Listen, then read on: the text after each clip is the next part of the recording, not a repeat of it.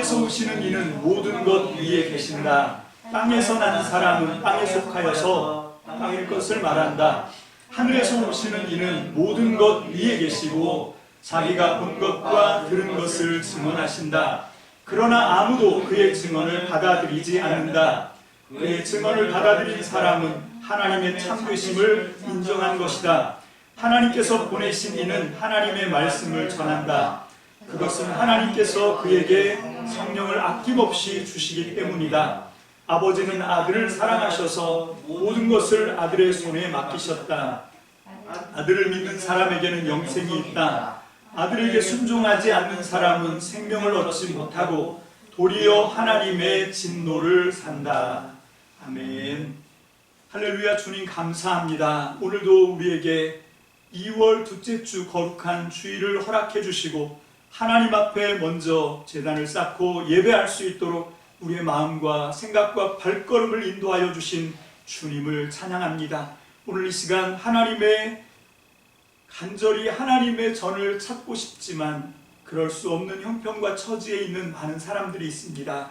주여, 저들의 간절한 소망을 아시오니 주님 속히 하나님을 기쁘게 예배할 수 있도록 주께서 은혜를 허락하여 주셔서 모든 묶임과 결박을 끌어주시고 하나님 안에 풍성한 은혜를 누리며 기쁨과 생명으로 소망 가운데 풍성해질 수 있도록 주님 은혜 베풀어 주옵소서. 오늘도 성령님 우리 가운데 운행하여 주시고 생명과 진리의 말씀 가운데 인쳐 주셔서 하나님의 말씀을 받는 모든 사람들의 심령에 하나님의 나라의 변화가 소망으로 일어나게 도와주시고 주의 말씀을 받고 풍성한 기쁨으로 남은 우리의 삶을 승리하며 살아갈 수 있도록 새 힘을 부어 주시옵소서. 오늘도 모든 전폭을 주의 말씀께 의지합니다. 감사드리옵고 예수님의 이름으로 축복하며 기도합니다. 아멘. 할렐루야. 지난 시간에 요한복음 2장 13절로 25절 그 성전에 올라가셔서 성전을 척결하신 그 예수님의 말씀을 함께 나누면서 우리는 예수님의 아버지의 집을 위한 열정을 살펴보았습니다. 그것은 유대교인들, 특히 성전을 소유화하다시피 했던 대제사장들과 사두개파 사람들, 그리고 율법에 경도된 서기관, 특히 바리새인들이 생각한 것처럼 그 예수님의 아버지의 집을 위한 열정할 때 그 아버지의 집은 예루살렘에 있는 성전을 가리켜서 아버지의 집이라고 그렇게 말하지 않습니다. 이 사람들은 예루살렘에 있는 성전을 하나님의 성전이라고 믿었고 그것만이 하나님 아버지의 집이라고 확고부동하게 믿고 있었는데 예수님 역시 그 예루살렘에 나타나셔서 오히려 그 과격한 수단으로 예루살렘 성전에서 이 양과 소와 염소와 그 비둘기, 그런 유월절 명절에 대대적으로 희생제물로 쓰임받는 제물들을 다 내쫓아 버리십니다. 이건 무슨 얘기인가 하면 더 이상 이 유대교 성전인 예루살렘 성전은 더 이상 아버지의 집일 수 없다라고 하는 것이죠. 여러분, 그것을 아주 명확하게 제시한 것이 요한복음 2장 19절 말씀이었습니다. 우리 한번 복습하는 마음으로 다시 한번 봅니다. 요한복음 2장 19절 시작. 예수께서 그들에게 말씀하셨다. 이 성전을 허물어라. 그러면 내가 사흘 만에 다시 세우겠다. 여러분, 단호하게 말씀하십니다. 명확하게 말씀하십니다. 이 성전을 허물어라. 여러분, 그 속에는 그냥 괜히 해본 말씀이 아닙니다. 더 이상 이 유대교의 성전, 예루살렘 성전은 더 이상 아버지의 집의 역할을 하지 않기 때문에 더 이상 아버지의 집이 될 수 없다라고 선언하신 거죠. 그리고 그 대안으로 뭘 말씀하시냐면 그 새로운 성전을 말씀하십니다. 그 새로운 성전이 뭐냐면 그 뒤에 나오는 말인데, 그러면 내가 사흘 만에 다시 세우겠다 말씀하시죠. 여러분, 가장 중요한 주절은 뭔가 하면 내가 세우겠다는 거예요. 여러분, 지금 여기 있는 예루살렘 성전 주전 14년부터 짓기 시작해서 지금까지 46년 동안 지어오는 그런 성전이고, 앞으로도 주후 63년까지 총 70년에 걸쳐서 짓게 될 그런 성전에 더 이상 소망 두지 말라는 겁니다. 이거 허물어라 말씀하시죠. 그 성전을 허물어버리고 없애버리고 그 대안으로 내가 세우겠다 말씀하세요. 그러면서 거기 뭐라고 말씀하냐면 내가 다시 세우겠다. 이건 아니라는 거죠. 내가 이제 새롭게 다시 세우겠다. 사흘 만에 세우겠다. 우리는 거기서 예수님의 십자가의 죽으심과 부활을 통해서 새로운 성전이 소망 가운데 우리에게 주어졌다라고 하는 것을 깨닫게 됩니다. 예수님이 십자가에서 죽고 사흘 만에 다시 살아난 것을 믿습니까? 아멘. 그것을 참으로 믿는 사람들이 예수님을 머리로 삼고 머리이신 예수 그리스도와 그의 몸이 되어서 새로운 성전으로 쓰임받는 것을 믿으시길 주님의 이름으로 축복합니다. 아멘. 그냥 이 건물이 성전이 아닙니다. 예루살렘에 있는 지금은 거기 모스크 이슬람 사원인데 그 무슬림들이 이 예배를 드리는 그 사원인데 그거를 예루살렘 성전이라고 착각하고 거기에 제3성전을 세우겠다고 지금도 헛소리를 하고 있는 사람들은 너무 딱한 거죠. 예수님께서 내가 세우겠다 말씀하십니다.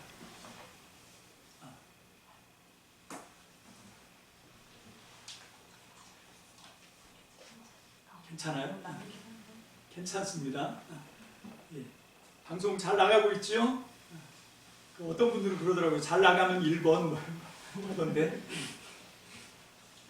자, 이제 이 예루살렘 성전을 대체하는 새로운 성전, 그 새로운 성전이 뭡니까?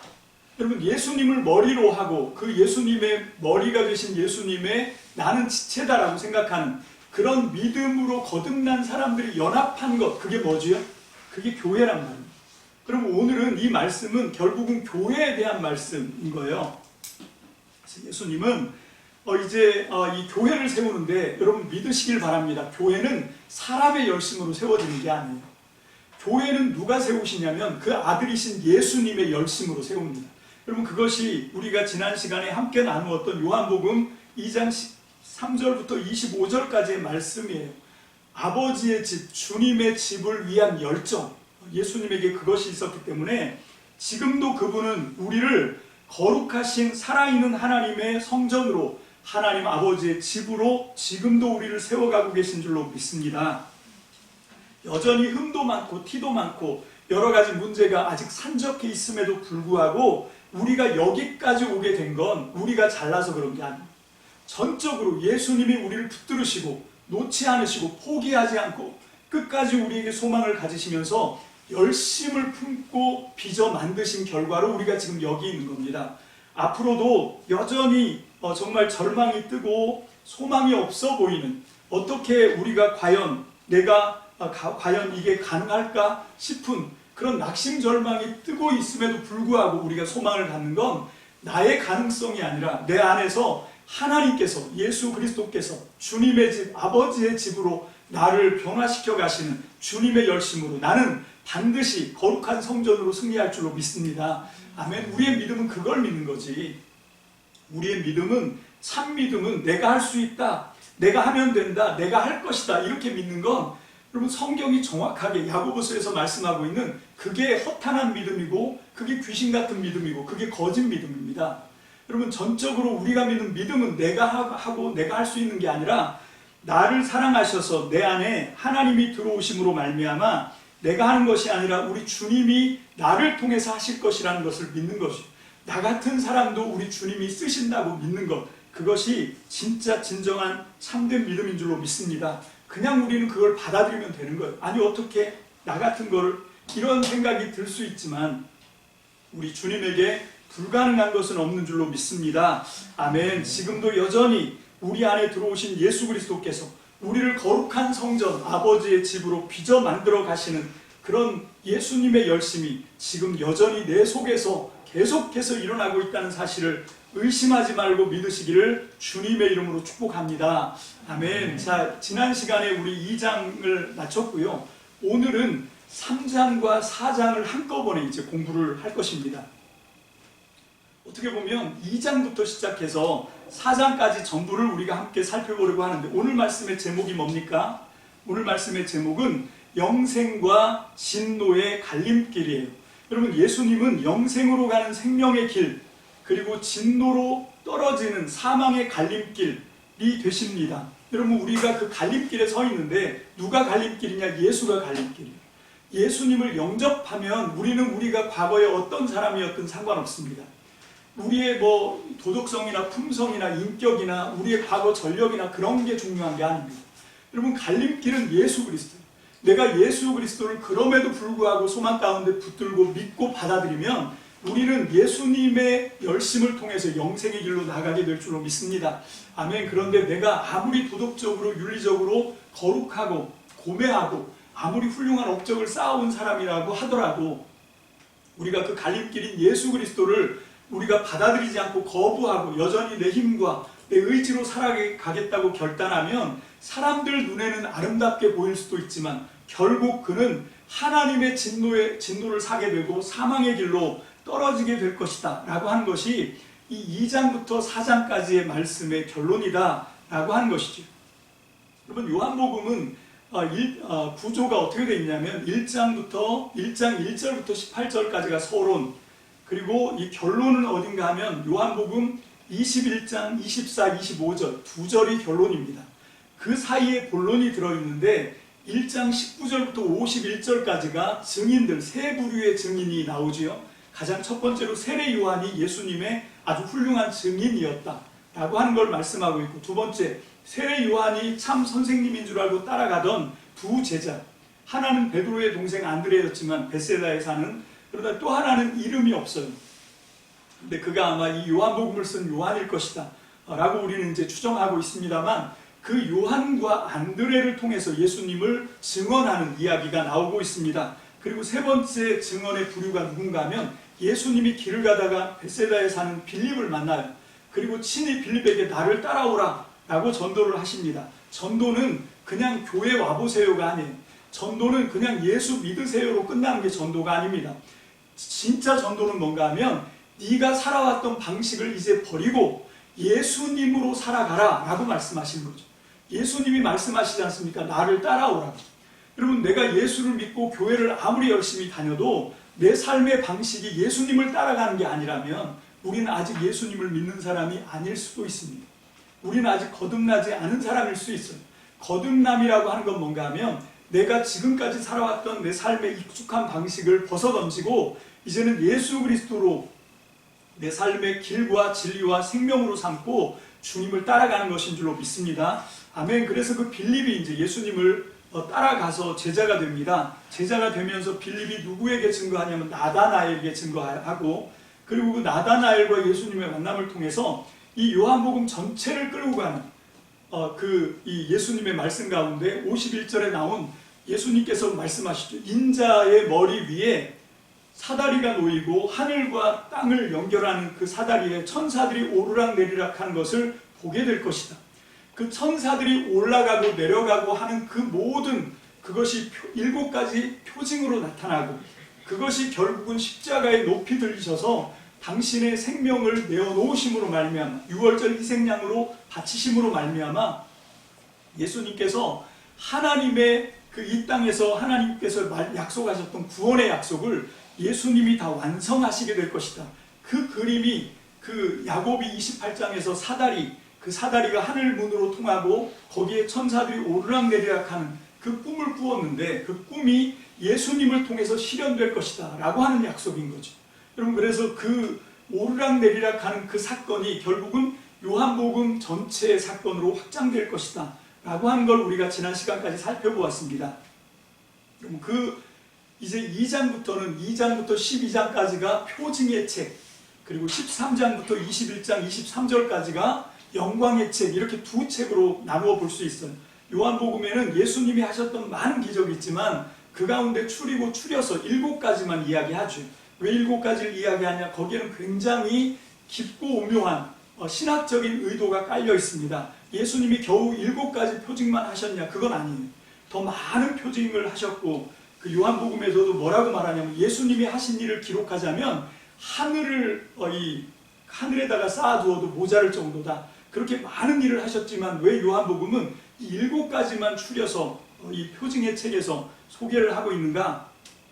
거기에는 이 요한복음을 통해서 증언하고 싶은 그 복음에 대해서, 예수님에 대해서 하고 싶은 분명하고 뚜렷한 신학적인 의도가 깔려 있는 것이다 라고 하는 것이죠.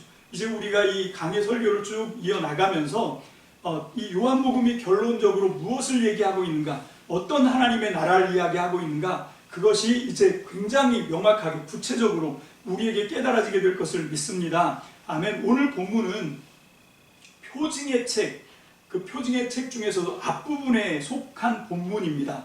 자, 이 요한복음 2장에서 12장까지 나오는 그 이 표징의 책 가운데 2장과 4장은 한 단락을 이룹니다. 어떻게 그렇게 얘기할 수 있냐?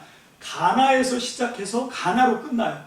여러분 2장 1절로 12절까지가 가나의 혼인잔치, 그리고 4장 46절에서 54절까지가 가나에서 온 왕의 가나까지 온 가버나움의 자기 아들이 지금 병에 걸려서 죽어가고 있는데, 왕의 신하의 아들이, 헤롯 왕의 신하의 아들이 가나에 있는 예수님을 찾아와서 사정하는, 그래서 가나에서 말씀으로 가버나움에 있는 왕의 신하의 아들을 치유하시는 기적이죠. 그러면서 가나의 혼인잔치에서는 분명하게 뭐라고 말씀하십니까? 이것이 첫 번째 표징이다 라고 얘기하고, 4장 46절에서 54절의 말씀을 통해서는 이거는 두 번째 표징이다 라고 분명히 명시해 두고 있죠. 자, 요한복음 2장 11절입니다. 요한복음 2장 11절 시작. 예수께서 이 첫 번 표징을 갈릴리 가나에서 행하여 자기의 영광을 드러내시니 그의 제자들이 그를 믿게 되었다. 아멘. 요한복음 4장 54절입니다. 시작. 이것은 예수께서 유대에서 나와서 갈릴리로 돌아오신 뒤에 행하신 두 번째 표징이다. 자, 이렇게 첫 번째 표징, 두 번째 표징까지는 얘기하고 그 나머지는 이제 얘기하지 않으시거든요. 이 7가지 표징인데 여기서만 이렇게 첫 번째 표징, 두 번째 표징 이런 메시지를 던짐으로 말미암아 요게 한 단락이다 라고 하는 것을 의도적으로 지금 문학적으로 처리를 하고 있다 라고 하는 걸 우리가 알 수 있어요. 자, 그러면 요한복음 2장에서 4장을 뭐라고 제목을 다룰 수 있냐, 여러 가지 얘기할 수 있지만 옛것을 대치하는 새로운 이야기가 이 그 요한복음 2장과 4장 전체 이 말씀을 통해서 지금 얘기하고 있습니다. 여러분 구조를 크게 3가지로 한번 나눠 봤는데요. 제가 단톡방에다 올려드렸죠. 구조 1을 한번 보겠습니다. 구조 1에 보면 요한복음 2장 1절에서 12절 이 가나의 첫 번째 표징, 물을 포도주로 변화시키는 기적이지요. 그리고 요한복음 3장 1절에서 21절은 유대교의 성전과 유대교의 선생 니고데모가 나옵니다. 그리고 요한복음 4장 1절로 42절은 사마리아 여인이 나오고요. 그리고 요한복음 4장 46절로 54절 가나의 두 번째 표징. 자, 이렇게 지금 구조를 볼 수가 있죠. 여러분 이 가운데 들어있는 게 중요한 거라 그랬습니다. 이게 인클루지오, 수미상관인데 가운데 있는 이야기가 뭔가 하면 그 유대인 남자 니고데모, 굉장히 존경받는 유대인의 선생 랍비 니고데모와 이 사마리아인 여자, 이 이야기를 지금 이렇게 대비를 시키고 있는 것이죠. 여러분 이게 굉장히 중요한 말씀이다라고 하는 것을 우리가 먼저 염두에 둡니다. 자, 구조 2도 역시 비슷한데 구조 1은 굉장히 설렁설렁 그냥 아주 뼈대만 이렇게 얘기했다면 구조 2와 3은 좀 구체적으로 한 부분도 빼놓지 않고 지금 대조를 하고 있습니다. 중요한 건 뭐가 가장 중요한 이 한 단락에서 뭐가 가장 강조가 되고 있는 부분인가를 찾아내는 거예요. 자, 먼저 A와 B와 C와 D와 C-B-A-. 자, 이렇게 이제 구조가 되는데 이 수미상관에서 가장 중요하게 강조하는 건 뭐라고 그랬죠? 가운데 있는 겁니다. D가 중요하죠. 그 D가 뭐냐면 요한복음 3장 22절, 36절 이게 제일 중요한 본문이다 라고 하는 그 구조를 우리가 함께 살펴보고요. 구조 3도 역시 똑같이 중요한 본문 예수님과 세례 요한 이렇게 지금 뽑아내고 있습니다. 항상 강조하는 바이지만 이 유대인들은 그 유대인들의 문학적인 표현 습관이 그건 완전 습관입니다. 그리고 헬라의 표현 방식도 마찬가지고 이게 거의 뭐 습관적으로 수미상관 또는 교차, 대꾸, 반복 이런 것들을 이 문장을 구조를 통해서 자신들이 하고 싶은 얘기들이 그 문장 구조, 문학 양식을 통해서 표현하고 있는 것이기 때문에 우리가 이 성경을 더 깊이 이해하는 방식은 그 사람들이 그렇게 습관적으로 쓰고 있는 이 방식을 조금 이해하고 그 방식을 따라서 성경을 살펴보면 어떤 것을 강조하고 있고 이 본문을 통해서 우리가 미처 알지 못하던 그 깊은 의미도 중요한 의미도 찾아낼 수 있다라고 하는 것을 깨닫게 되시길 주님의 이름으로 축복합니다. 자, 이렇게 해서 이제 가장 중요한 본문인 요한복음 3장 22절부터 36절까지가 제일 이 문단 단락에서 제일 중요하다 그랬는데 그걸 또 구조로 나누어 보면 이거는 수미상관은 아닙니다. 이건 교차대구예요. 그러니까 이거는 뭐 가운데 있는 게 중요한 건 아닙니다. 자, 여기서 제일 중요한 건 사실 끝부분에 나와 있는 겁니다. A'에 나와 있는 요한복음 오늘 우리가 읽은 본문이. 그래서 오늘 우리는 이 본문을 통해서 요한복음 2장부터 4장까지 전체를 관통하고 있는 가장 중요한 핵심 메시지를 뽑아낼 수 있다라고 하는 것이죠. 자, 그래서 요한복음 3장 22절로 24절은 배경 설명이 어떤 배경 설명이 나오냐면 그 뒤에 제가 이제 본문을 놨지만 이건 여러분들이 그냥 참고로 읽어보시길 바라고요. 시간이 없어서 이걸 읽어보지 않지만 이게 무슨 얘기인가 하면 예수님과 제자들이 유대 지방에 내려가셔서 그 예루살렘에 있는 지역입니다. 그 사해 근방 거기가 이제 유대 지역인데요. 그 예수님은 갈릴리 출신이시더라고요. 그래서 이 요한복음의 특징은 예수님이 태어나신 갈릴리 사역이 거의 잘 안 나오고 거의 대부분 예루살렘을 중심으로 한 유대 지역에서 사역하시는, 특히 예루살렘에서 사역하시는 이야기가 집중적으로 나와 있는 게 요한복음입니다. 공관복음과는 완전히 달라요. 공관복음은 거의 대부분을 예수님이 갈릴리 사역에서 거의 절반 이상 사역을 하시다가 후반부에 예루살렘에 올라가셔서 십자가로 구속을 완성하신 이런 이 스토리 구조로 가는데 요한복음만큼은 처음부터 그냥 갈릴리 가나에서 공생의 사역을 시작하시면서 첫 번째 표징하자마자 13절부터 예루살렘 유대 영절에 올라가셔서 성전을 척결하시는 그런 사건부터 시작해서 뭐 계속해서 예루살렘 사역이 중점적으로 나온다라고 하는 것을 우리가 살펴볼 수 있습니다. 지금도 여전히 예수님이 유대 지방에서 제자들과 함께 거기서 지내시면서 사역을 하실 때 세례를 주셨는데 그때 사람들이 세례 요한에게 나가서 세례를 받는 것보다 더 많이 예수님께 나갔더라 이런 얘기가 나와요. 거기에 보면 특별히 요한복음 3장 24절에 요한이 아직 옥에 갇히기 전이었다 이렇게 얘기해요. 여러분 이거는 요한복음만의 아주 독특한 이 신학입니다. 이 구별되는 점이죠. 공관복음에서는 예수님이 기다려요. 언제까지 기다리냐면 세례 요한이 퇴장할 때까지 기다립니다. 옥에 갇혀서 죽은 다음에나야 이제 예수님이 이 공생애를 시작하시거든요. 그렇게 구조가 되어 있기 때문에 공관복음서를 공부를 하다 보면 예수님이 세례 요한을 계승하신 분인가? 이렇게도 읽힐 수가 있게 되는 것이죠. 그런데 요한복음은 철저하게 그게 아니고 세례 요한이 사역하고 있을 때 같이 예수님이 사역을 같이 하고 있는 모습, 그리고 세례 요한의 계승자가 아니라 오히려 세례 요한이 예수님의 가장 충성된 제자고 증인으로 가장 예수님을 제대로 깨닫고 제대로 이해하고 예수님의 제자로 충성을 다하는 그런 세례 요한으로 자리매김을 한다라고 하는 점에서 다른 공관복음서들과 요한복음에 차별점이 있다라고 하는 것이죠.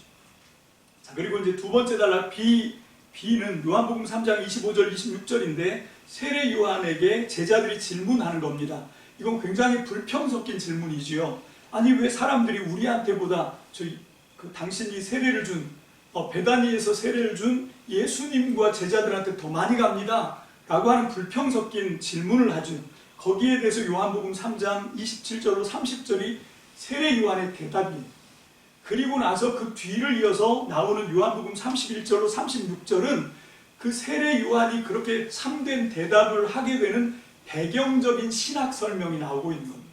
그래서 오늘 우리가 살피는 건 왜 세례 요한이 예수님의 가장 충성스러운 제자고 예수님의 가르침의 핵심을 제대로 깨달았던 사람이라고 얘기할 수밖에 없는지, 그것이 잘 반영되는 것이 오늘 우리가 함께 살펴보려고 하는 요한복음 3장 31절에서 36절 그 말씀이고요. 우리는 이 본문 말씀 31절부터 36절의 말씀만 잘 이해해도 이 요한복음 2장부터 4장까지 가나에서 시작해서 가나로 마치는 첫 번째 표징에서 두 번째 표징 사이에 나오는 이 요한복음 표징의 책 첫 부분에 2장과 4장이 무엇을 말씀하는 책인지를 한마디로 요약할 수 있는, 정말로 그 핵심을 꿰뚫을 수 있는 그 말씀이 오늘 우리가 이제 배우려고 하는 말씀입니다. 그러니까 정신을 바짝 차리시기를 다시 한번 당부드립니다. 자, 요한복음 3장 31절로 35절, 오늘 본문의 앞부분이에요. 이렇게 우리가 오늘 본문을 두 단락으로 나눌 수 있다면 요한복음 3장 31절에서 35절 그리고 36절 이렇게 나누어서 공부를 하면 더 잘 이해할 수 있습니다. 31에서 35절 빠르게 한번 다 같이 읽어봅니다. 시작. 위에서 오시는 이는 모든 것 위에 계신다. 땅에서 난 사람은 땅에 속하여서 땅의 것을 말한다. 하늘에서 오시는 이는 모든 것 위에 계시고 자기가 본 것과 들은 것을 증언하신다. 그러나 아무도 그의 증언을 받아들이지 않는다. 그의 증언을 받아들인 사람은 하나님의 참되심을 인정하는 것이다. 하나님께서 보내신 이는 하나님의 말씀을 전한다. 그것은 하나님께서 그에게 성령을 아낌없이 주시기 때문이다. 아버지는 아들을 사랑하셔서 이 모든 것을 아들의 손에 맡기셨다. 자, 이게 요한복음 3장 31절 35절 말씀입니다. 자, 이 말씀은 예수님이 바로 하나님께서 이 땅에 내려 보내주신 위로부터 오신 분이라고 증언하는 말씀이지요. 땅에서 나서 땅에 속한 자들과는 완전하게 구별되어서 하늘로부터 위로부터 오신 분이신 예수님은 자신이 오셨던 그 하늘 그 위에서 예수님이 보신 것을 이 땅에 와서 증거하시는 거예요. 하늘에서 내려오셨기 때문에 하나님에 대해서 가장 확실하게 증언할 수 있는, 그래서 하나님의 말씀을 전한다, 말씀을 선포한다 라고 오늘 이 34절 본문이 말씀하고 있는 것입니다. 자, 우리는 다시 한번 앞에서 보았던 구조 가운데 특별히 구조 3을 한번 살펴봅니다. 구조 3 다시 한번 띄워보시고요. 요한복음 2장 1절로 12절이 갈릴리 가나에서의 첫 번째 표징이고, 요한복음 4장 46절 54절이 갈릴리 가나의 두 번째 표징이지요. 그게 A와 A 프라임으로 서로 이렇게 관련이 있고요. 두 번째가 요한복음 2장 13절로 25절 예수님의 성전 사건, 그리고 B 프라임은 4장 43절에서 45절 예수님의 예언자적 자의식. 여러분 그게 무슨 내용인지 아시죠? 예수님이 자기 고향에서는 예언자들이 자기 고향에서는 존경을 받는 법이 없다라고 하신 말씀을 응하셨다라고 하는 그 갈릴리 나사렛에서 배척받으시는 사건을 지금 짧은 말씀을 하시면서 이것이 쌍을 이루는 거예요. 예수님이 성전에 가셔서 내가 성전이다 라고 말씀하시잖아요. 근데 여기 B'에서는 내가 하나님의 뜻을 이 땅에 제대로 증거하기 위해서 온 내가 예언자다 라고 말씀하시는 겁니다. 이렇게 짝을 이루고 있다. 그리고 C는 요한복음 3장 1절에서 21절로 예수님과 유대인 남자 니고데모 이야기고요. C'은 요한복음 4장 1절로 42절 되게 긴데 예수님과 사마리아 사람 여자가 만나서 이야기하는 내용이 이렇게 또 짝을 이루고 있습니다. 그리고 그 가운데 가장 핵심에 요한복음 3장 22절 36절 예수님과 세례 요한 이야기가 배열되어 있고, 그 앞에 있는 건 그냥 그 배경으로 세례 요한의 제자들이 불만을 가질 수밖에 없게 됐던 배경 이야기가 나오고, 그래서 불평스러운 질문을 던졌더니 오히려 정반대의 대답을 하죠. 그는 흥하여야 하고, 반드시 그는 흥하여야 하고, 나는 쇠하여야 된다. 내가 약해지고 내가 사라져야 예수님이 온전하게 드러나신다. 마치 옥합병이 깨져야 그 속에 담겨있는 향유가 온 세상의 향기를 진동하는 것처럼 그 말씀을 하셨는데, 그 말씀의 가장 중요한 신학이 오늘 지금부터 우리가 살피려고 하는 이 요한복음 3장 31절로 36절의 말씀이다 라고 하는 그런 사실입니다. 자, 이제 우리는 그 요한복음에 나와 있는 그 하나님께서 이 땅에 오셔서 말씀을 전하는데, 그 예수님께서요, 하나님이셨던 예수님이 말씀이셨던 예수님이 이 땅에 오셔서 하나님의 말씀을 선포하는데, 거기에는 이미 땅에 속해서 하나님의 말씀을 대언하는 다른 그 예수님과 비교되는, 예수님은 위로부터 오신 분이고 이 사람들은 땅에 속한 사람들이고, 그렇게 비교되는 그런 메시지가 있는 것이죠. 그런 메시지에서 우리는 뭘 얘기하고 있는 건가 하면 1절에서 35절까지는 이분만이 진실한 하나님의 메신저다. 이분만이 진짜 자기가 본 것을 말씀하시는 분이에요. 그러면 다른 사람들은 뭘 얘기하는 거예요? 자, 예언자들은 뭘 얘기하는 사람입니까? 자, 물어보겠습니다. 보고 얘기하는 겁니까? 듣고 얘기하는 겁니까? 예언은 자기가 본 걸 얘기하는 게 아니에요. 물론 환상도 보여주시고 뭐 꿈에서 계시도 하시고 하지만 그거는 실체를 본 게 아니죠. 여러분, 하나님을 진짜 보신 분은 예수님밖에 없습니다. 하나님을 실체로 본 분은 예수님밖에 없어요. 나머지 모든 예언자들은, 예수님을 제외한 나머지 모든 메신저들은 하나님이 들려주신 말씀을 그대로 대언하는 거지요. 만군의 주 여호와가 말씀하시기를, 이게 이제 예언자 2거든요. 그 예언자 2로 얘기하는 거예요. 나는 들은 걸 옮기는 거지요. 그 부류에 저도 속해 있지만 그 들은 걸 옮기는 게 강력합니까? 아니면 자기가 직접 보고 겪은 거, 자기가 직접 살아봤던 걸 옮기는 게 진짜 파워가 있습니까? 두 번째죠. 예수님은 위에서부터 오신 분입니다. 거기서 살아내셨던 분이에요. 하나님 나라가 어떤 거고 하나님이 누군지를 예수님보다 더 명확하게 잘 아시는 분은 없습니다.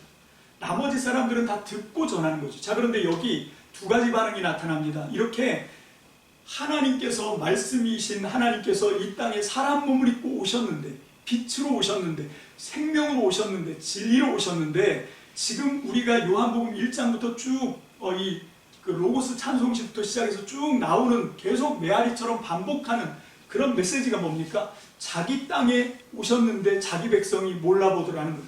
영접하지 않더라는 겁니다. 이 이야기가 지금 계속해서 등장하고 있는 것을 우리가 볼 수 있죠. 자, 그런 배경입니다. 그래서 예수님이 하나님의 말씀을 대언하기 위해서 하나님의 말씀을 선포하러 오셨는데 사람들이 그 말씀을 두 부류인 거예요. 마땅히 영접하고 받아들이고 믿어야 되는 사람들은 오히려 거부하고 배척하고 영접하지 않고, 오히려 전혀 기대도 하지 않았던 사람들은 이 빛을 받아들여서 새로운 하나님의 나라의 소망으로 쓰임받게 되더라 라고 하는 이야기예요. 여러분, 그 아주 극단적인 대조가 나오는 게 이 유대인 남자 니고데모와 사마리아인 여자 이 대조입니다. 자, 요한복음 3장 1절로 2절 보겠습니다. 요한복음 3장 1절로 2절입니다. 어떤 대조를 느낄 수 있는지. 자, 보겠습니다. 시작. 바리새파 사람 가운데 니고데모라는 사람이 있었다. 그는 유대 사람의 한 지도자였다. 이 사람이 밤에 예수께 와서 말하였다. 랍비님, 우리는 하나님 선생님께서 하나님께로부터 오신 분임을 압니다. 하나님께서 함께하지 않으시면 선생님께서 행하시는 그런 표징들을 아무도 행할 수 없습니다. 자, 요게 이제 니고데모 남자, 유대인 남자 니고데모와 관련된 말씀이고요. 그것과 대조되는 요한복음 4장 6절로 7절 읽어봅니다. 시작. 야곱의 우물이 거기에 있었다. 예수께서 길을 가시다가 피로하셔서 우물가에 앉으셨다. 때는 오정쯤이었다. 한 사마리아 여자가 물을 기르러 나왔다. 예수께서 그 여자에게 마실 물을 좀 달라고 말씀하셨다. 여러분, 지금 우리는 이게 별 감흥이 없을 수 있는데 지금부터 2000년 전에 이 요한복음의 최초 독자들은요, 요 대목만 딱 봐도 엄청난 충격을 받습니다. 왜냐하면 이 사람들은 예루살렘에 존경받는 유대인들의 지도자 랍비 니고데모 하면 꺾고 들어가는 거예요. 이 사람이야말로 하나님의 가장 거룩한 종이고 구원과 천국에 가장 가까운 사람일 거라고 생각을 하거든요. 그리고 여기 사마리아 사람 여자, 여러분 이러면 벌써 볼장 다 본 거예요. 여기는 소망이 없어요. 하나님의 구원에서 가장 먼 데 있는 사람이라고 생각을 합니다. 그런데 정작 그 니고데모는 빛이신 예수님을 언제 찾아오냐면 밤중에 찾아옵니다. 자, 물어봅시다. 왜 밤중에 왔을까요? 유대인들 눈치가 보여지는 거죠. 무서워서입니다. 아무도 몰래 살짝 자기만 와서 찾아보려고 하는 거죠. 그렇게 와서 만나는 겁니다. 근데 이 여자는 한낮에, 여기 그 유대인의 시간으로 6시, 우리랑 시차가 6시간 차이가 나요. 그래서 여기 6시라고 하면 우리나라 시간으로는 정오 12시입니다. 한낮 12시에 만났다라고 하는 이 구조 자체가 지금 이게 완전히 뒤집어진 대조를 지금 할 거다라고 하는 걸 아주 불길한 예감을 우리한테 던져주는 거죠. 자, 자, 아니나 다를까 이 요한복음 3장 3절 그리고 요한복음 3장 5절에 그 니고데모, 가장 구원의 확증이 있는 사람, 가장 구원의 보증수표를 다 받고 있던, 안전하다고 생각했던 사람들에게 예수님이 엄청나게 충격적인 폭로를 하시지요. 그건 뭔가 하면 너는 하나님 나라 볼 수 없다, 너는 하나님 나라 들어갈 수 없다 라고 하는 얘기를 2번이나 반복해서 얘기합니다. 요한복음 3장 3절입니다. 시작. 예수께서 그에게 말씀하셨다. 내가 진정으로 진정으로 너에게 말한다. 누구든지 다신하지 않으면 하나님 나라를 볼 수 없다. 5절이요. 시작. 예수께서 대답하셨다. 내가 진정으로 진정으로 너에게 말한다. 누구든지 물과 성령으로 나지 아니하면 하나님 나라에 들어갈 수 없다. 여러분, 이 니고데모, 존경받는 유대인의 지도자 랍비, 여러분 이 사람에게 예수님이 어떻게 이런 폭탄 같은 선언을 할 수 있을까? 여러분, 그 2000년 전에 최초 요한복음 독자들은 이것만 봐도 완전히 오금이 저리는 거죠. 아니, 어떻게 이런 일이. 그런데 이 니고데모의 반응을 보니까 이 니고데모는 이 예수님의 말씀을 제대로 이해하고 깨닫지 못한다라고 하는 사실을 2번에 걸쳐서 또 얘기를 해주고 있어요. 성경이 고발하고 있는 겁니다.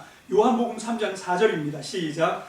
니고데모가 예수께 말하였다. 사람이 늙었는데 그가 어떻게 태어날 수 있겠습니까? 어머니 뱃속에 다시 들어갔다가 태어날 수야 없지 않습니까? 여러분, 이 본문을 자꾸 한번 읽어보세요. 이 본문의 진정한 메시지는 이 사람이 몰라서 물어보는 게 아닙니다. 당신이 말하는 건 말도 안 돼요. 그 얘기를 하는 거예요. 지금 예수님이 하시는 말씀이 터무니없다고 반박하는 논리입니다. 그게 가능하다고요? 말이 되는 소리를 하세요. 이런 뉘앙스죠. 그런 식입니다. 3장 9절 또 봅니다. 시작.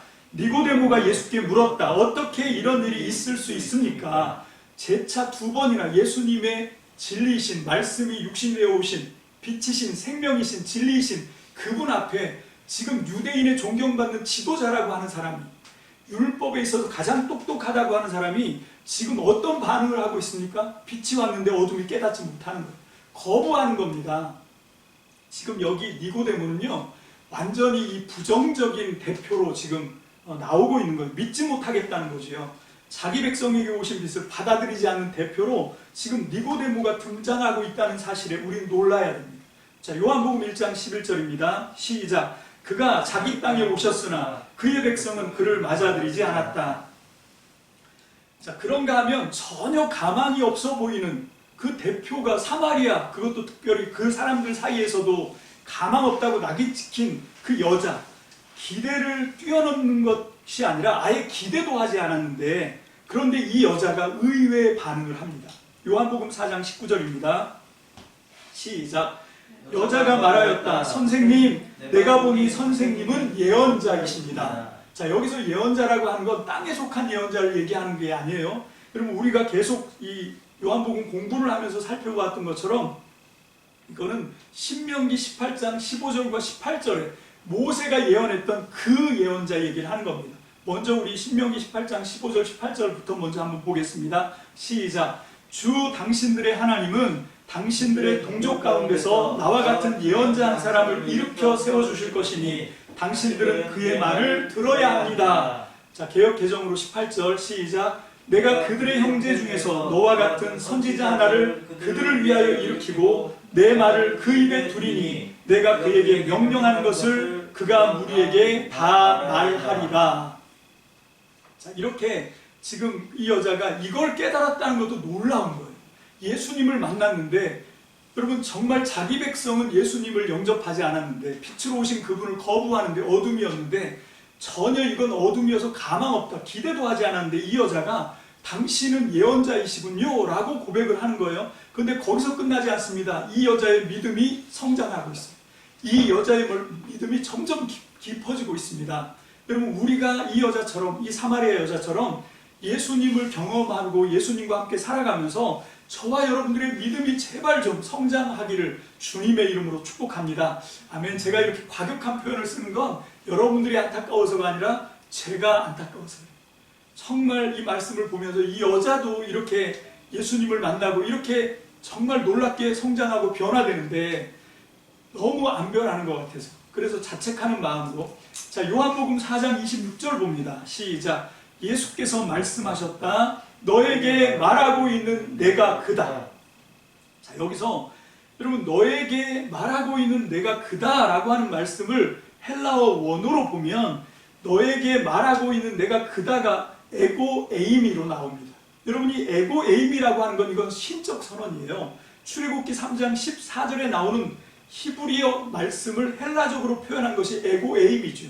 자, 우리 출애굽기 3장 14절 봅니다. 14절 시작. 하나님이 모세에게 대답하셨다. 나는 곧 나다.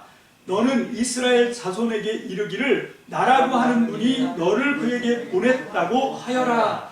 여기서 나는 곧 나다. 이게 이제 히브리어인데요. 히브리어는 왼쪽에서 이렇게 써서 오른쪽에서 시작해서 왼쪽으로 가죠.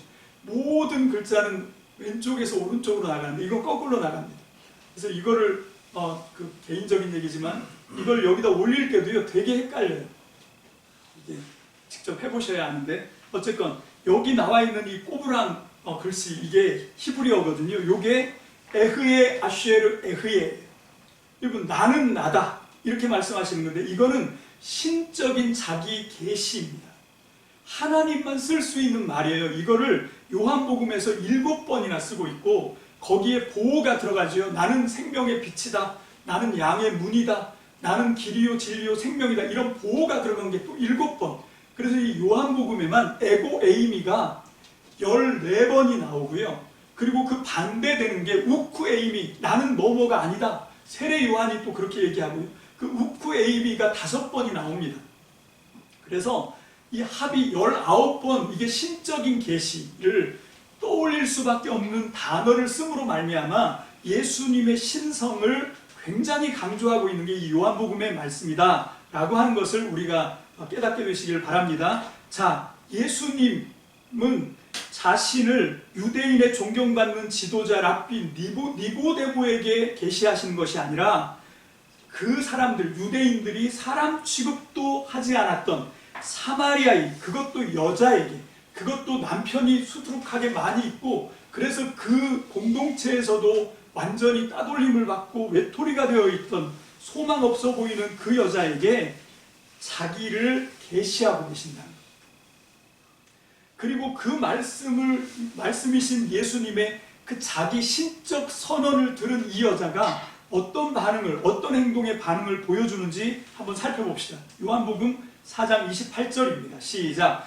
그 여자는 물동이를 버려두고 동네로 들어가서 사람들에게 말하였다. 여러분, 인생의 목마름을 해결하기 위해서 한낮에 내리쬐는 태양빛을 받아가면서도 그러면서도 놓지 못했던 것이 이 여자가 물동이었습니다. 고달픈 인생길에서 물 깃는 일만은 끝내 포기를 하지 못했던, 이거는 어쩌면 남편을 5이나 갈아치우면서 살아내야만 했던 그 여자의 기구한 인생을 비유적으로, 은유적으로 표현하는 문학적인 방식이라고도 해석할 수가 있겠습니다. 여러분, 지금 우리가 살고 있는 이 현대적인 상황과 대비를 하면 좀 곤란하죠. 당시는 지금부터 2000년 전 유대 상황, 사마리아 상황에서는요, 절대로 여자 혼자 살 수 없습니다. 이 여자가 뭐 윤리적으로, 성적으로 난잡해서 남편을 5명 갈아치운 게 아니고요. 그 시대에는 어쩔 수 없는 사회였다라고 하는 거죠. 여자 혼자서는 도저히 살아갈 수가 없는. 그래서 이 구약 율법도 마찬가지고 신약에서도 고아와 과부를 특별히 보호를 해야 된다는 말씀이 계속해서 강조되고 있는 그런 내용이기도 합니다. 자, 그래서 어쨌건 이 여자를 뭐 이렇게 그 성적으로 문란한, 그래서 그 사마리아 사람들이 따돌림을 시킨 게 아니에요. 지금 이 여자가 5번이나 남편을 갈아치웠는데도 그 인생에 여전히 희망이 없는 거죠. 그러니까 그 같이 살고 있던 그 동네 사람들이 저 여자는 하나님한테 저주받은 사람이야. 여러분, 이런 쪽에 낙인이 찍힌 겁니다. 무슨 뭐 이렇게 아주 오염되고 문란하고 그래서 난잡하고 그래서 같이 할 수 없고 그래서 한낮에 물을 길러 오는 여자가 아니라, 그래서 사회에서 왕따 당하는 여자가 아니라 하나님이 어쩌면 저렇게 복을 안 주실까?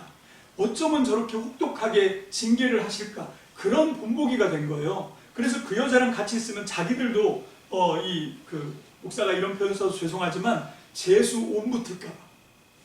그래서 멀리하는 겁니다. 그래서 따돌리는 거죠. 그래서 그 사람들한테 버림을 받은 거죠.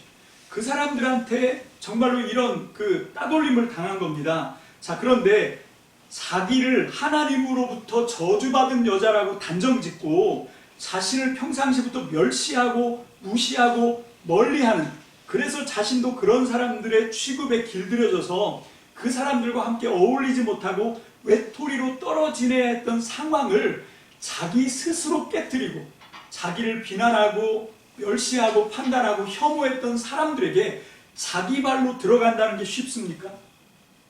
여러분, 이건요 정말 불가능할 정도로 어려운 일이에요. 그 사람들이 와서 자기들이 했던 지난날의 일을, 과오를 깨닫고 용서를 구하고 잘못했다 이렇게 하면 사이가 좋아질까? 근데 여기 보면 이 여자는 자기 발로 물동이를 버려두고 자기를 무시하고 멸시하고 판단하고 정죄하던 그 사람들에게 자기 발로 들어갑니다. 도대체 무슨 변화가 있었길래? 4장 29절입니다. 4장 29절. 4장 28절부터 보겠습니다. 4장 28절 다시 한번 읽습니다. 시작. 그 여자는 물동이를 버려두고 동네로 들어가서 사람들에게 말하였다. 여러분, 이게 기적이에요. 동네로 들어가서 사람들에게 말합니다. 뭐라고 말합니까? 29절. 내가 한 일을 모두 알아맞히신 분이 계십니다. 와서 보십시오. 그분이 그리스도가 아닐까요? 여러분, 이 여자 때문에 사마리아 동네가 뒤집어졌어요. 자기들을 무서워하고 자기들이 왕따시켰던 그 여자가 갑자기 돌변해서, 갑자기 무슨 일을 경험했는지 갑자기 사람이 변해서 왔어요. 와가지고 말합니다. 내가 메시아를 만났다. 내가 만난 그분이 그리스도가 아니겠냐고.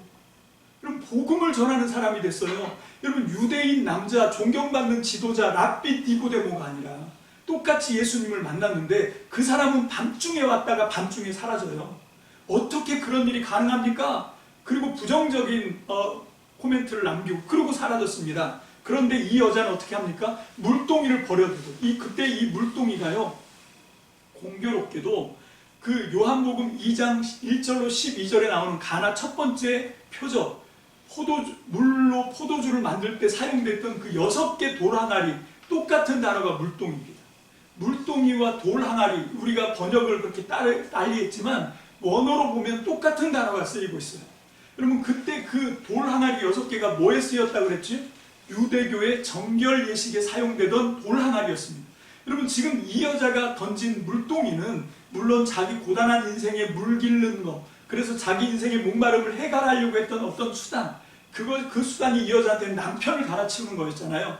그런 방법을 포기했다는 그런 문학적인 은유로도 사용되지만, 또 이 물동이를 똑같은 단어를 배열함으로 말미암아 유대교의 물동이는 버려졌다라고 하는 것이죠.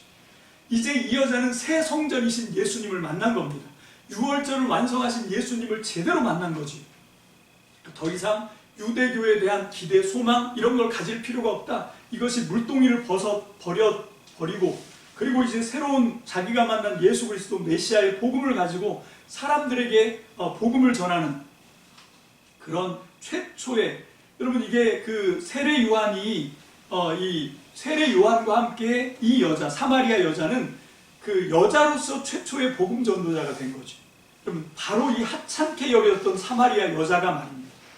자, 요한복음 3장 36절입니다. 이제 31절부터 35절까지가 전반절이고, 이 후반절 뭐라고 말씀하고 있는가? 시작. 아들을 믿는 사람에게는 영생이 있다. 아들에게 순종하지 않는 사람은 생명을 얻지 못하고 도리어 하나님의 진노를 산다. 자, 이게 두 문단이 대조가 되는데, 여러분, 아들을 믿는 사람에게는 영생이 있다. 그러면 이것과 어울리는 그 다음에 나와야 될 대꾸는 뭡니까? 아들을 믿지 않는 사람에게는 생명을 얻지 못하고 하나님의 진노를 산다. 이렇게 표현을 해야 더 자연스럽지 않습니까? 근데 일부러 의도적으로 뭐라고 바꾸냐면, 아들을 믿는 사람과 같이 짝을 이루고 있는 부분에 아들에게 순종하지 않는 사람이라고 놓습니다. 무슨 얘기인가 하면 믿음과 순종이 같다는 걸 얘기하고 있는 거예요. 믿는다는 건 뭔가 하면 아들이 증언해 주시는 하나님의 말씀에 순종하는 게 믿는 거라는 거예요. 그냥 그게 참 좋은 것 같아. 아멘. 여러분 말로만 마음으로만 동조하는 그건 믿음이 아니라는 겁니다. 자기 삶을 바꾸고 자기 삶을 전향해서 순종이라고 하는 것이 나와야 거기서 이제 생명을 얻게 되고 영생을 누리게 된다라고 말씀하시는 거죠. 요한복음 2장에서 4장이 표징의 책이고 그 표징의 책 첫머리에 나오는 처음 단락은 누가 영생의 길로 가는 자인가. 갈림길이 예수인데 누가 영생의 길로 가는 자고 누가 하나님의 진노를 사서 사망의 길로 들어서는 자냐, 이거를 지금 명확하게 보여주고 있는 거예요. 거기에 예시로 나온 사람이 첫 번째 유대인 남자, 존경받는 지도자 랍비 니고데모는 이 갈림길에서 불행하게도 밤에 왔다가 실망하고 돌아가는, 그러니까 이거는 하나님의 진노를 사서 사망의 길로 가는 대표가 되는 거죠. 물론 뒤늦게 나중에 깨닫고 돌아서긴 합니다. 그 부분을 좀 살펴봐야 되겠습니다. 요한복음 19장 38절 40절, 요한복음 19장 38절로 40절입니다. 시작. 그 뒤에 아리마대 사람 요셉이 예수의 시신을 거두게 하여 달라고 빌라도에게 청하였다. 그는 예수의 제자인데 유대 사람이 무서워서 그것을 숨기고 있었다. 빌라도가 허락하니 그는 가서 예수의 시신을 내렸다. 또 전에 예수를 밤중에 찾아갔던 니고데모도 몰약에 침향을 섞은 것을 100근쯤 가지고 왔다. 그들은 예수의 시신을 모셔다가 유대 사람의 장례 풍속대로 향유와 함께 삼배로 감았다. 자, 여기 다시 등장하죠. 니고데모가. 그런데 그 앞에 또라고 하는 단어가 붙어 있는 건 그 앞절하고 같은 배열로 우리 니고데모를 인정하고 있다라고 해석을 해야 되는 거지. 그 앞에 보면 아리마대 사람이라고 하는, 아리마대 사람 요셉이라고 하는 사람인데 이 사람은 사내들인 공회원이에요. 존경받는 사람입니다. 이 니고데모와 같은 급에 있는. 그런데 이 사람의 정체는 뭐였냐면 예수님의 제자였어요. 근데 이 예수님의 제자인데 어떤 제자였냐면 유대 사람들의 눈치가 무서워서 그냥 자기가 예수님의 제자라고 하는 정체를 숨기고 있었던 사람이에요. 니고데모도 마찬가지였죠. 그래서 한밤중에 찾아갔던 겁니다. 자, 그런데 이 아리마대 요셉이 예수님의 숨은 제자였듯이 니고데모 역시 예수님의 숨은 제자였다라고 우리가 이걸 읽을 수가 있는 거죠. 자, 그렇게 이제 숨어 있었었는데 지금까지는 유대인이 무서워서 눈치를 보느라고 드러내놓고 예수님의 제자로 살지 못하고 있었는데, 그런데 갑자기 이 사람들이 돌변했어요. 자, 이 사람들이 지금 어떤 변화가 일어났는지 이거를 더 극적으로 보기 위해서는 배경을 좀 더 이해할 필요가 있어요. 먼저 요한복음 19장 31절 봅니다. 요한복음 19장 31절 시작. 유대 사람들은 그날이 유대 우월절 준비 이름으로 안식일의 시체들을 십자가에 그냥 두지 않으려고 그 시체의 다리를 꺾어서 치워달라고 빌라도에게 요청하였다. 그 안식일은 큰 날이었기 때문이었다. 자, 지금 유대 사람들이 뭐를 무서워하냐면 유월절 명절을 지키고 싶은 거예요. 그런데 시체가 나무에 달려있으면 이게 그 명절에 부정을 탈 소지가 있는 거죠. 그래서 이 나무에 달려 처형을 받고 있는 이 사람들을 빨리 죽여서 처리를 해야 되는 거죠. 유월절이 시작되기 전에. 왜 그런가 하면 그 명절을 지키는 거, 이 안식일, 명절, 유월절을 지키는 게 이 사람들한테는 되게 중요한 그런 것이었다는 것입니다. 여러분, 원래 십자가 사형은 그 가장 중요한 핵심이 뭔가 하면 빨리 죽이는 게 아닙니다. 빨리 죽이는데 목적이 있는 게, 십자가는 굉장히 그 고통을 아주 오래오래 시간을 끌면서 고통을 극대화해서 사람을 고통받게 하면서 죽게 만드는 정말 잔인한 사형 제도예요. 그래서 로마 시민권자는 그 사람이 아무리 잔인한 범죄를 저질러도 절대로 십자가 처형은 시키지 않습니다. 이 사람들이 그 십자가 사형을 처할 때는 할 수 있으면 더 오래 살아있으면서 그 죽음의 고통을 겪을 수 있도록 그렇게 만든 게 이 십자가인데, 그런데 지금 내일 이제 곧 해가 떨어지면 시작되는 유대교의 큰 명절, 유월절 명절 때문에 이 시체가 빨리 죽음을 맞이해야 되는 거죠. 그 방법 중에 하나가 뭔가 하면 커다란 나무로 만든 커다란 망치, 햄머같이 생긴 그런 무거운 나무 망치로 그 매달려 있는 그 사형수의 무릎 관절을 박살을 내는 겁니다. 부서뜨리는 거예요. 그러면 이게 지금 어떻게 하는 건가 하면 못 박힌 손과 발로 이 몸을 지탱하면서 숨을 쉬는 거거든요. 그런데 그 몸의 무게를 지탱하고 있던 두 무릎의 그 정강이 뼈가 박살이 나면 다리는 이제 더 이상 힘을 받을 수가 없죠. 그럼 몸이 밑으로 처집니다. 처져서 이렇게 축 늘어지게 되면 들숨을 쉴 수가 없어요. 들어오는 숨을 쉴 수가 없어서 질식해서 빨리 죽게 되는 거죠. 지금 그 방식을 택해달라고 요청을 하는 겁니다. 그래서 양쪽에 있는 강도는 그렇게 했는데 예수님한테 갔더니 이미 죽어 있더라. 그래서 예수님이 이미 죽어 있기 때문에 무릎을 부서뜨릴 필요가 없게 됐고, 대신 이 사람이 살았는지 죽었는지를 확인하기 위해서 창으로 예수님의 옆구리를 찔렀다. 이것도 역시 요한복음에만 나오는 말씀이죠. 요한복음 19장 34절입니다. 시작. 그러나 병사들 가운데 하나가 창으로 그 옆구리를 찌르니 곧 피와 물이 흘러나왔다. 자, 그래서 이 유월절, 유대인들이 이 유월절 명절을 지키려고 얼마나 이 노심초사하는지가 잘 나와 있는데, 그 앞에도 보면 뭐가 나와 있냐면 28절, 요한복음 18장 28절 다 같이 읽어봅니다. 시작.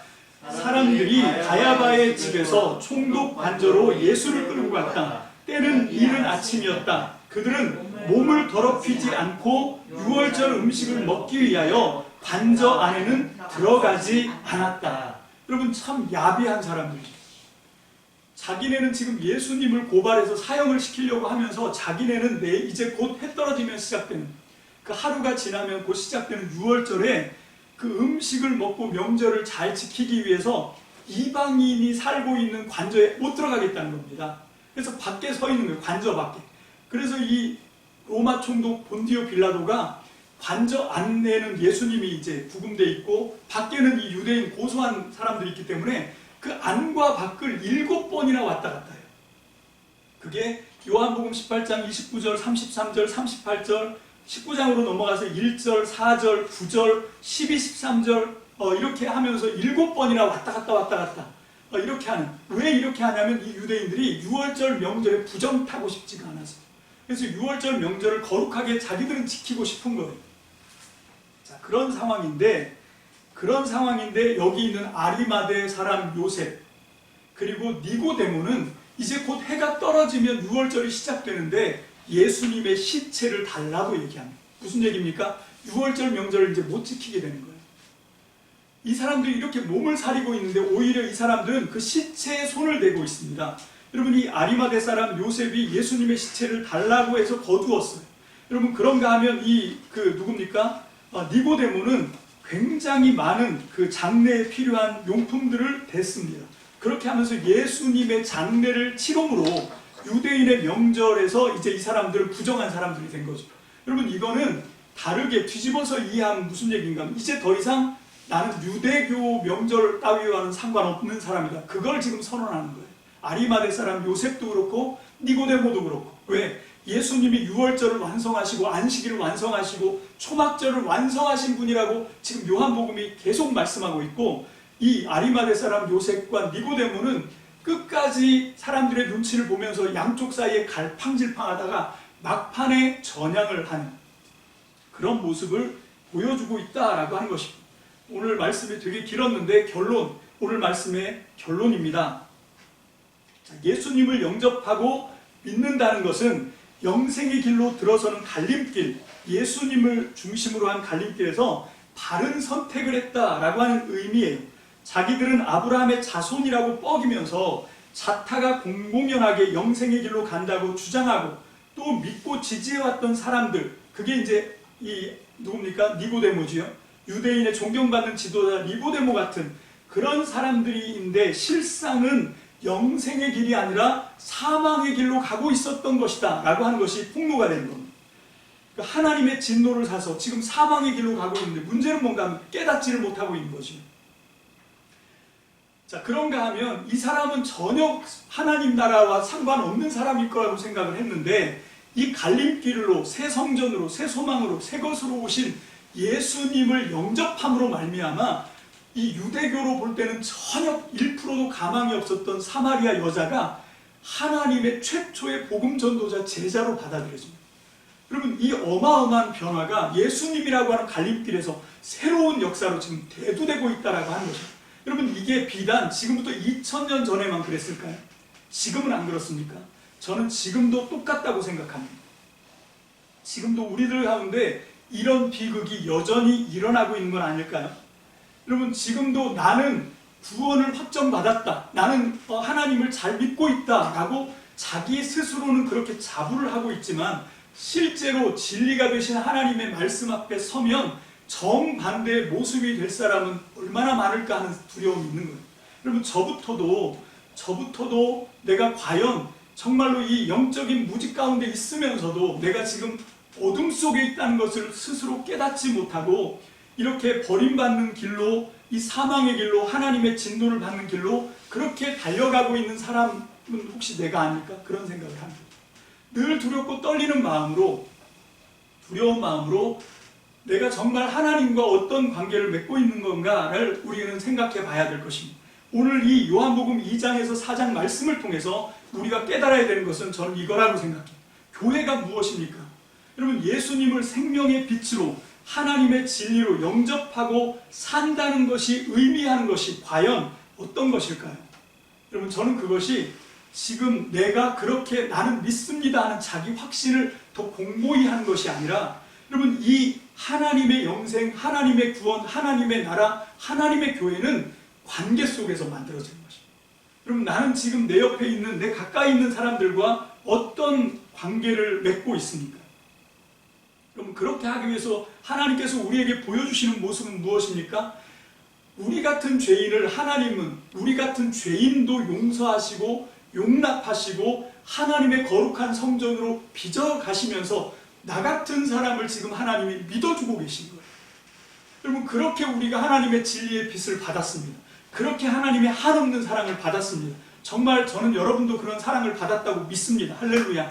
아멘. 내가 그런 사랑을 받았다고 하는 증거는 어떻게 나타나야 되냐면, 그런 내가 받았던 사랑의 방식을 이제 내 옆에 있는 사람들에게 나누어 주는 거예요. 예수님이 하셨던 것처럼. 예수님은 누구에게 그걸 나눠줍니까? 사마리아 여자에게 나누어 줬습니다.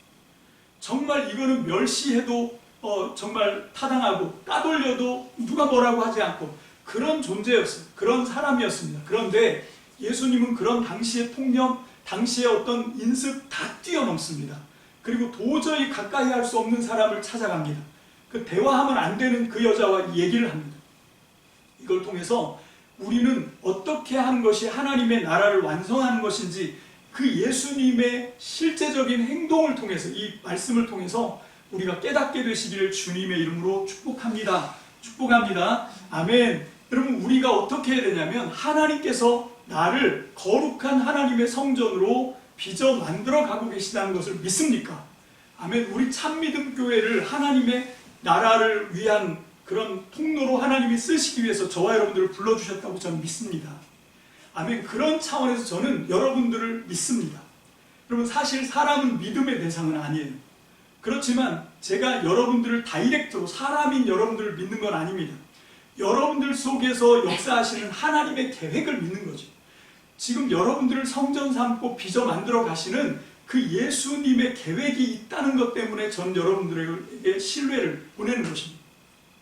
하나님의 교회를 망가뜨리는 마귀의 방식은 뭔가 하면 그런 그 하나된 교회에 불신을 심어주는 거예요. 그래서 서로가 서로에게 믿음을 갖지 못하게 합니다. 여러분, 이게 가만히 보면 성경에 나오는 최초의 에덴 동산에서, 여러분, 아담이 어떻게 에덴 동산에서 최초의 하나님의 대리통치자로 쓰임받다가 어떻게 에덴 동산을 죄로 물들이고 쫓겨나게 됩니까? 마귀가 들어와서 선악과를 따먹게 하는 거예요. 눈이 밝아져서 사람들의 잘잘못을 판단하게 만드는 겁니다. 여러분, 그런 자기 생각이 확고하게 들어오면 어떻게 되냐면 교만해집니다. 다른 사람들을 죄다 자기 눈 아래로 깔아봅니다. 그러면서 판단하기 시작하죠. 판단은 정죄로 들어갑니다. 판단하고 정죄로, 그 다음에는 비난합니다. 그렇게 판단하고 정죄하고 비난하고 혐오하고 원망하고 불평하고 그러면서 관계가 깨지는 거죠. 여러분, 거기는 더 이상 교회가 아닙니다. 여러분, 교회는 나와 너가 어떤 관계를 맺느냐가, 이게 교회예요.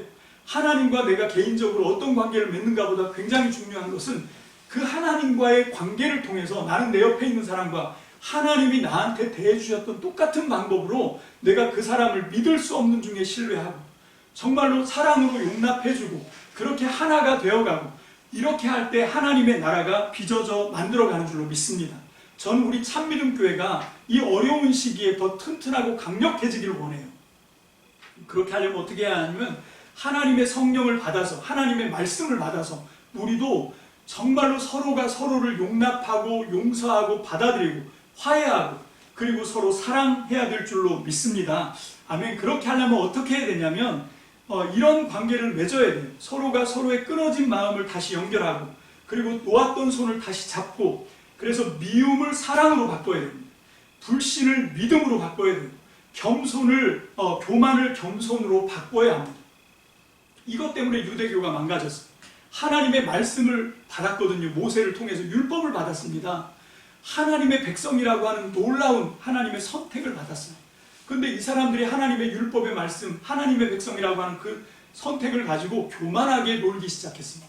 다른 사람들을 업수히 여기기 시작합니다. 그렇게 하다 보니까 하나님이 주신 말씀으로 그들을 이해하고 용납하고 사랑하고 받아들이고 그래서 하나님의 나라로 변화시켜 나가야 했는데 유대교가 어떻게 했습니까? 오히려 그 하나님의 말씀을 가지고 사람들을 판단하기 시작했죠. 정죄하기 시작했습니다. 그리고 그 사람들과 신뢰의 관계를 만들어 가지 않았습니다. 그래서 예수님이 이제 유대교는 끝났다라고 말씀하십니다. 오늘날 우리도 마찬가지입니다. 에덴 동산에서 아담이 쫓겨났던 방식, 그리고 유대교가 하나님의 붙들림을 받았다가 쓰임을 받았다가 몇백 년도 못 돼서 버림을 받았던 원리, 그거를 통해서 우리는 어떻게 하는 것이 영원히 하나님의 나라 백성으로 하나님께 쓰임받는 길인가 라고 하는 것을 이 요한복음 2장과 4장을 통해서 제대로 하나님의 음성을 듣게 되시기를 주님의 이름으로 축복합니다. 하나님의 말씀입니다. 요한복음 13장 34절 35절입니다. 시작. 이제 나는 너희에게 새 계명을 준다. 서로 사랑하여라. 내가 너희를 사랑한 것 같이 너희도 서로 사랑하여라. 너희가 서로 사랑하면 모든 사람이 그것으로써 너희가 내 제자인 줄을 알게 될 것이다. 아멘. 기도하겠습니다. 할렐루야. 살아계신 주님 감사합니다. 오늘도 우리가 영생을 얻고 구원을 받았지만 이 땅 가운데 하나님의 진노에서 벗어나 하나님이 우리에게 베풀어 주신 믿음의 순종을 통하여 우리에게 허락해 주신 영생의 삶을 사는 비결이 서로 사랑하는 것이라고 말씀하십니다. 서로 용납하는 것이라고 말씀하십니다. 서로 불신을 뛰어넘어 하나님 안에서 서로 믿음으로 맺어지는 것이라고 말씀합니다. 우리 안에 의심이 들어오는 순간 하나님 모든 관계가 파괴될 뿐만 아니라 우리의 마음속에 지옥의 어두운 그림자가 드리우게 되는 것을 봅니다. 하나님, 내 눈에 보기에는 어떻든지 내가 느끼기에는 어떻든지 상관없이 하나님, 내 마음 가운데 하나님을 믿고 신뢰하듯 나에게 주신 모든 계획들을 내가 수용하고 하나님을 믿는 믿음으로 내 주변의 모든 환경들을 믿음으로 정복해 나가는 믿음의 백성이 되게 도와 주시옵소서. 그래서 먼저 내 삶 속에, 내 마음 속에, 내 영혼 속에 하나님의 나라가 든든히 세워지게 하시고 그 기쁨과 생명과 확신 있는 하나님의 나라가 내 옆에 망설이고 있는, 아직도 빛을 찾지 못하고 헤매고 있는 다른 사람들에게 이 빛을, 이 생명을, 이 영생의 기쁨을 함께 나누어 함께 하나님의 나라로 거룩한 하나님의 백성으로 하나님의 기대와 꿈을 이루어드리는 하나님의 온전한 통로로 쓰임받는 우리 참믿음 교회가 될 수 있도록 주님 축복해 주시옵소서. 이제 한 주간 살아가면서 주셨던 이 말씀을 하나님 진리의 표대로 삼아서 우리의 삶을 바꾸기를 원합니다. 주님, 우리에게 능력을 주셔서 이 말씀이 정말로 활용되고 역사하는 아름다운 축복을 통하여 나를 변화시키시는 하나님의 기적을 보게 도와 주시옵소서. 전복을 주님의 말씀께 의지합니다. 감사드리옵고 예수님 이름으로 축복하며 기도합니다. 아멘.